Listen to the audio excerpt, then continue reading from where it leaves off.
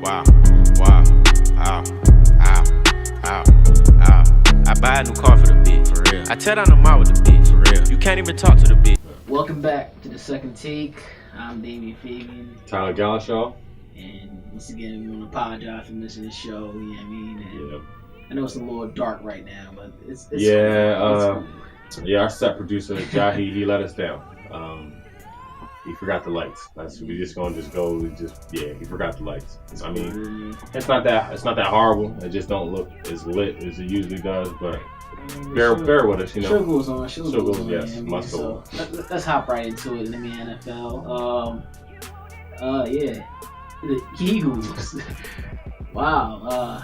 I gotta give it to y'all. Yeah, I gotta clap. I gotta clap too. I mean, you did say one and done. You definitely said one and done. You did say one and done. I'm speechless at this point. I don't know what it is. I don't know what it is. Like they played the Falcons. Your father. My Falcons. Your Yeah, father. I thought that was an easy win. Honestly, I really thought that was an easy win. Defense was playing great. Offense still a little shaky, but they still putting up. We were getting a lot of field goals in, so we were moving the ball at least far enough for our field goal kicker. That's really good. Right. Matt Bryant to give them kicks in, get 3 points, and our defense was stopping them. Making stops. So everything was working in our favor. I just thought we would put up easily just more points to them. Falcons offense was looking good. The defense was looking pretty good too, but they kept hitting us on small stuff and moving up the field on us. Screens, they're killing us with screens, RPOs is run pass option, which I thought we were going to play a little bit more man to. I feel like if you play a little bit more man to the RPO, it eliminates that open window for that slant option, because all it was either the run looks like it's open or they're hitting us underneath for the slant, and that takes away from that attacks the zone, because the linebackers are going to come up for the run pass option, and then it exposes that area. So I thought we were going to play a little bit more man, but I think the Falcons went into it thinking, they're going to run the ball. They don't want the ball in Foles' hands, and we played more zone than I thought, and I feel like that hit us a little bit. The game wasn't a high-scoring game. We had a chance at the end of the game to win it, right? Yeah, talk about that, but I absolutely hated that play call. Flanked out to the left. Ryan rolling to the right. Ryan in trouble. Ryan flips one into the end zone with a prayer, incomplete. Because basically, on that play call, it was just your one read to Julio Jones on the comeback route, and you just limited Matt Ryan to one play. person. Yeah, it was a horrible play call. And if it's not there, it's like the play's done, right? Basically, so it was actually 2 routes ran. I think Sanu ran something. It was something else in the back of the end zone, behind underneath the goalpost. So there was 2 routes ran. The play call was horrible because it's 4th and goal. You either get it or you don't. Why run Matt Ryan to the sideline for a one and done type play when you can put him in shotgun and give him options? So let him go through his progression, and if worst case scenario nothing works, he can at least attempt to run forward to get the touchdown. Right. You run Matt Ryan to the sideline. Matt Ryan is not a running quarterback by any means. So if the play doesn't work and your star wide receiver goes down, which he slipped and went down, what do you do then? You got to throw the ball up for a miracle. I thought it was a horrible play call. Give Matt Ryan the option. Some people are saying run the ball. I don't like running the ball in that situation, because once that knee goes down, that the play's over. You know what I mean? So I definitely don't like running there. I say run the ball on like 2nd down or something. Yeah. But yeah. 4th and goal. Give Matt Ryan his options. Go to a play that y'all like to run down there. Give him his options. I would have liked them they could have 4 receivers, 2 on each side. They could have cut the splits down, had them real tight, and I would have liked like crossers, or they could have spread it out and let Matt Ryan kind of go through his progression. Go to his main read. His main read's not there. Is there back leaking out? Can I hit the back? Is somebody else coming across late? But let him kind of go through his progressions. The O-line was doing pretty well. the D-line was getting in his face a little bit, but they weren't getting that much pressure that I feel like he would have not gotten enough time to throw the ball. So, you know, let him go through his progression. And if worst case scenario, he's moving around. I mean, look at the first touchdown we scored. He threw it to the running back, right? He threw it to Devontae Freeman. And what did he do? He looked through his progression. It wasn't working. Moved around in the pocket. Got the ball to Devontae Freeman. Scored a touchdown. So why not do that same, you know, type of situation? Give him his options. You know, he can move around the pocket a little bit. He's been getting better at that. And give him his chance to at least look. And if not, make something happen. Okay. But running to the sideline, horrible play call. I mean, even if he would have caught the ball, he would have been out of bounds. You know what I mean? So, because where his foot, you know, foot was. So, I mean, people were like, you know, he should have caught that. What was the chances of his foot being inbounds anyway? And then, shoot, you fall on the ground and then get back up and try to make a game-winning touchdown. Like, so. This is a bad play call. I feel like it shouldn't have came down to that either. It shouldn't have came down to that. You know, I mean, we should have put up more points. It was a 10 to 15 game. The defense did its job. Yeah, like that was y'all problem all season long. Y'all had defense all season long, playing actually better than people expected. Offensively, I don't know what happened. Y'all took a step back or what. I don't know. Well, honestly, me reading into it, being a Falcons fan, I had to figure it out myself too. A lot of things did happen. Not just the offensive coordinator is gone. Matt Ryan lost his quarterback coach also. That is a big hit because the quarterback coach and the quarterback are like hand in hand. Okay. So he didn't just have a new offensive coordinator. He had a new offensive quarterback coach, and they had to make all that work. So that's now 3 pieces that had to come together, you know, during the season. Another big issue, we went from probably the least amount of drops during the season to one of the most drops that we have by wide receivers this year in the league. So you factor all those things in, that's going to take your offense down a lot, you know. So yeah, I didn't know until recently that he lost his quarterback coach. That's a big, you know, that's a big plus in that whole scenario, in that situation with that. And then a lot of drops. We had a lot of drops this year. The Falcons receivers had a lot of drops. And I mean, if you look during the playoffs, you know, it was certain drops here and there that it was crucial on third downs and things like that. So all those things, you play all those things in, that's why the offensive production went down so much, you know? I mean, well, better luck next year. Yeah, I mean, it was... Nothing, I mean, you can really say. I mean, the Eagles won. Y'all had y'all chance. We had our chance. It came down to the wire, but... And that's why I was like, you know, if we win by just getting this touchdown, I would have been okay. But it was just the fact that we should have scored more points during that game. I mean, if you look at it, we get 2 more field goals and at 16-15, we'd have won. You know what I mean? Like, so a lot of things should have happened, didn't happen. Another thing that killed me was before halftime, we had an interception. Neil came down, had the interception in his arms, and he kneed the ball and kicked it to the receiver. The receiver, Torrey Smith, caught it, and then that set them up for a field goal. So now we talking 10 to 12. We had the ball, we can kick a field goal, we win the game, 13-12.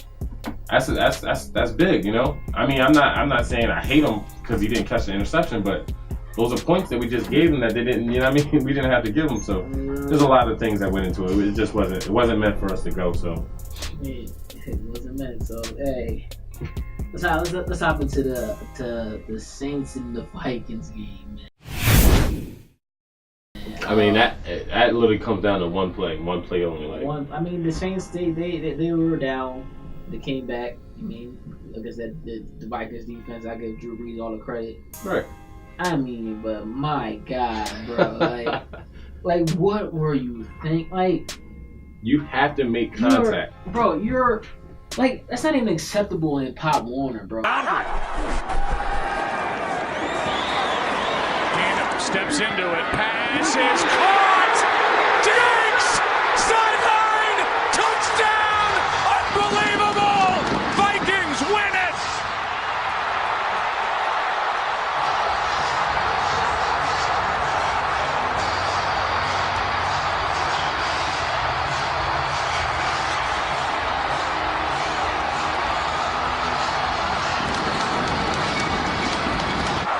to see Marcus Williams here. He has a shot. I'm not sure really what he's thinking, Joe. He comes in, he's got him dialed in, and all he's got to do is make a play. And even if he catches it, you tackle him in bounds, the game is over. And I know Diggs, he's catching this. He's expecting somebody to hit him. And he turns around, heck, nobody's there. And he's off to the races, and it's pandemonium. 61 brilliant yards for Stephon Diggs. And Case Keenum has just taken the Minnesota Vikings to the NFC Championship game in a game.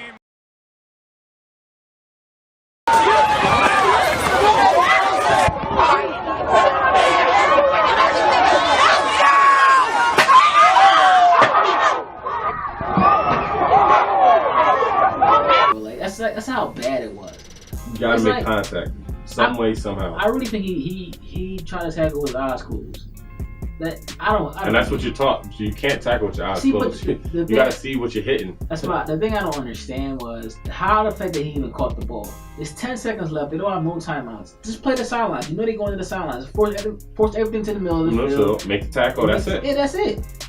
But I don't even understand how he was able to. If you're playing the sidelines, you're playing off, you're playing prevent. You should be there in the first place. But no, you don't dare. You're not there. You're just trying to end the game. Blah blah blah. He said he was not trying to get the pass interference. Blah blah or like a personal foul or whatever. Fine, that's fine. But literally, all he had to do was he was gracefully in the air, just catching. Just catching. Like, he had so many options of making that tackle. It's not even funny. Like he didn't see him. So now at this point, you see him, he can't even see you. He's vulnerable in the air. You could have just stopped in front of him and just waited for him to come down, and he would have ran into you. Y'all would have both fell, and that'd have been the game. You could have just let him hit you. You could have just grabbed him and held on to him like, listen, I don't want to make this tackle. I'm scared. He might stiff arm me, so I'm just gonna hold on to him. He could have just held on to him until a teammate came and made the tackle. He missed him completely. He didn't even brush him. His jersey didn't even move when he went past him. Not only did he miss him, he threw a block for him. And basically, because he took his teammate out. Right. So I don't know, man. That's just. I think my man's putting in job apps right now because it's no way. Like you can't. That's why I can't be the owner, because I'm telling you, like, y'all, if I was, Lord, I'm just telling you to take your stuff off the floor right now, bro. Like, don't even come into the locker room. Like, we'll mail all your stuff to your crib. I swear, I would have swung on you. Like, I would have swung on you. But you might have got hit on in the locker room. Like, who knows what? They said they were supporting him. Yeah, right. Supporting him. Yeah. Yeah. Okay. So I don't. You can't miss that tackle. You at least can't miss him. Period. Like you. Yeah, that was just plain bad. But like I said, same thing for the Falcons. Things should have happened. That should have been an easy tackle. At least contact.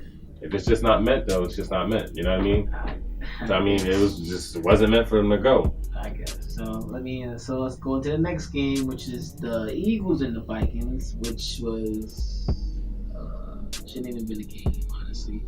Well, hold on. Before we get into that, let's brief over the Jags and the Steelers. I thought the Steelers were going to win, but the Jags put up. It was a back and forth game. It was too many points. Like, it was just too many points, and clearly the Steelers defense couldn't get it done. I've been saying all season. That's why I said if we played the Steelers, I think we was going to win because of their defense. They don't really have any defense. That's the thing. They have with their offense. So you think y'all would have been able to score with them? Of course. Blake Bortles put up 45. You're right. So come on, man. Like, and that's so. But like, do you think the Steelers defense is that bad that Blake Bortles is? It was basically for the Steelers, for the Jags. All they did for Blake Bortles was make it simple for him. It was like a 2-yard dump off, and he ran out the catch. It was literally people running like one play on a touchdown. They bit so hard in the play action that the freaking fullback was wide open in the end zone. It made it like any quarterback in the league could complete all the passes he. Yeah, I mean, honestly, even last week, playing the Patriots, it was the same way. Like, it was all play action passes, simple, wide open passes. Like, it was type passes you can't miss, you know? So, I definitely agree with you on that one. But, I mean, and they're definitely missing their linebacker Shazier because it was just too high of a scoring game. Like, it was not even just the linebacker, it's the corner. They don't have corners. Joe Hayden is done. Yeah. They need to revamp that defense for sure. They definitely need to. We're not even going to talk about the Patriots and Titans game. They shouldn't even. It should have been the Chargers and Patriots, but whatever. So we're going to just let that one go. We might as well just jump right into, the Vikings now. The Vikings and the Eagles. What? Where was the defense of the Vikings? I don't know. Did they play defense that game? Like, they supposed to have the number one defense. Number one, right? Yeah. Number one defense. Honestly, I Trey Waynes had a terrible game. Yes. He had a terrible game. My man probably should cut his dreads off. Like, it was bad. They showed so many pictures of him, like of him getting scored on. He just had the same face, like I'm trash. Like, I mean, I don't. Hey, 38-7. it was bad. Did anybody predict 38-7? Now, same thing with the Falcons. I thought the Falcons were going to beat the Eagles. After that game and I saw what happened, I was like, I don't know what's going to happen with this Vikings and Eagles game, honestly. But with the numbers and everything, I said the Vikings are going to win. If anything, I thought it was going to be close, but nobody predicted 38-7. Nobody. And the Vikings still winning ahead of the Eagles. Everybody had the Eagles as the underdog again, and 38-7. I mean, after that interception that Case Keenum threw, I feel like the offense just fell apart and his confidence went out the window. He was making bad decisions, bad throws. The run game disappeared. They couldn't move the ball. It was 3 and out. I'm just like, wow. Yeah, that was bad.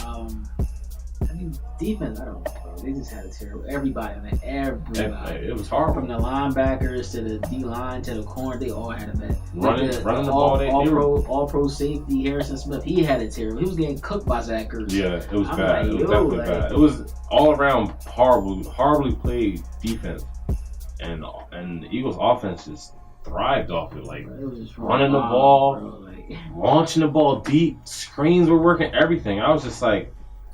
They made Nick Foles look nice, like really nice. Like he had a nice game. Like, I was like, are you serious? Like, Nick Foles really had a great game. I'm just like, okay, all right. I mean, so let's go into the Jags and the Patriots. Everybody was on the Jags side, saying the defense, which is really really good and which has been winning them their games, is going to get it done. They're going to beat the Patriots. I'm saying, listen, I don't like Tom Brady personally because he beat us last year in the Super Bowl.